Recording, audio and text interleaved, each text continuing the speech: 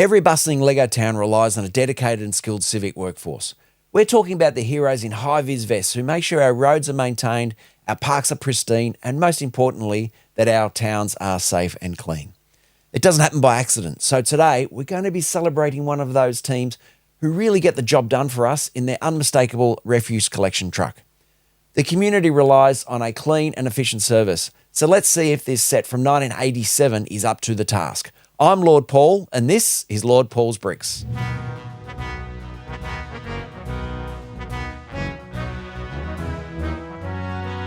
Hi everyone, if this is your first time here, welcome. And if you're a returning Bricks and No Mortar fan, welcome back. My review today is Lego set 6693 Refuse Collection Truck from 1987.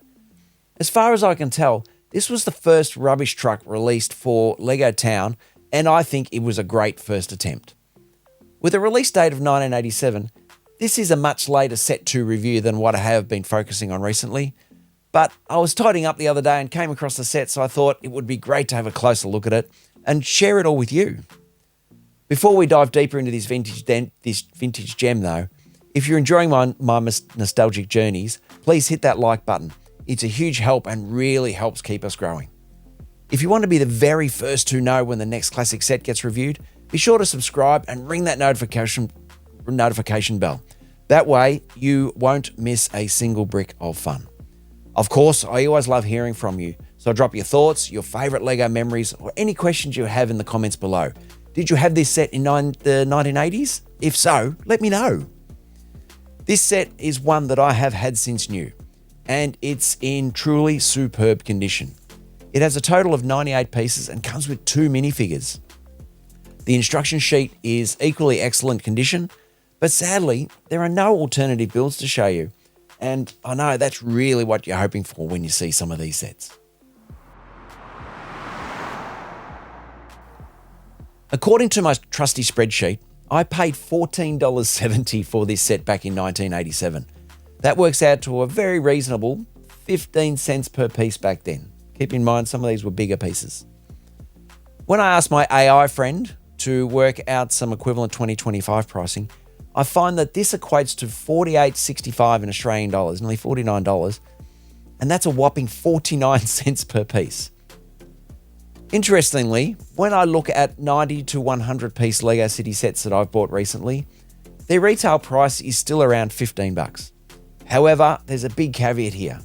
This vintage set has a higher proportion of actual bricks and larger, more substantial pieces than similar piece count sets today. So in that context, it really does look like the 2025 sets look a pretty good deal.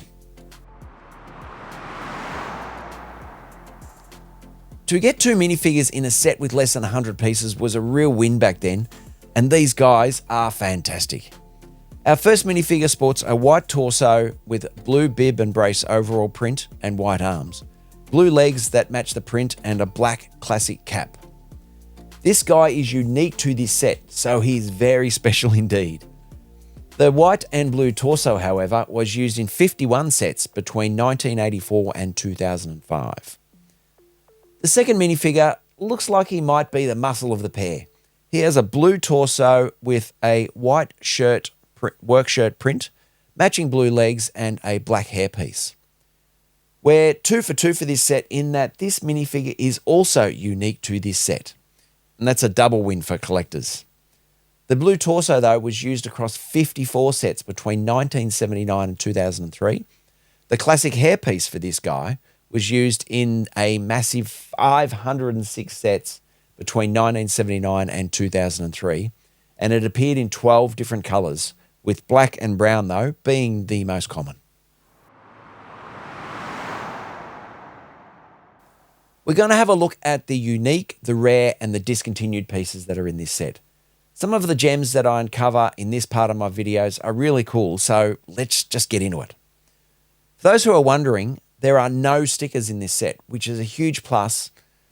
And to me, I don't really mind stickers in a set, but not having them is always better. The use of bright yellow for the truck gives it a fantastic retro feel.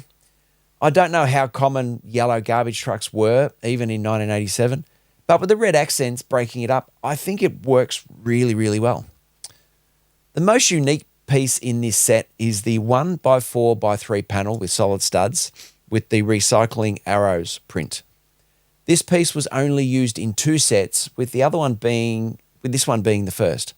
The other one was an educational set from 1991.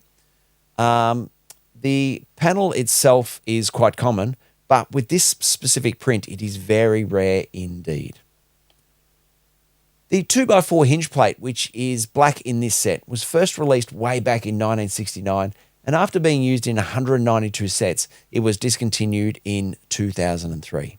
Another common sight in many sets was the trash can with 2 handles that was launched in the same year as this set, and in that year it was seen in 5 sets.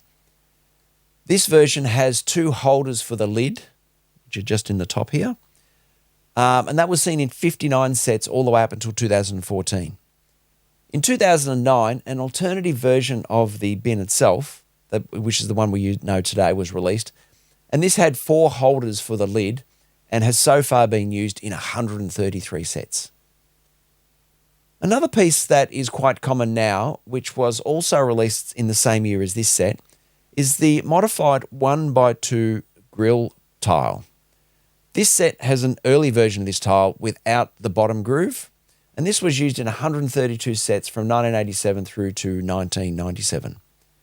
It was then replaced with a slightly different design with the adding of a bottom groove, which made removing them easier. So that's all the parts for today. I think now it's building time.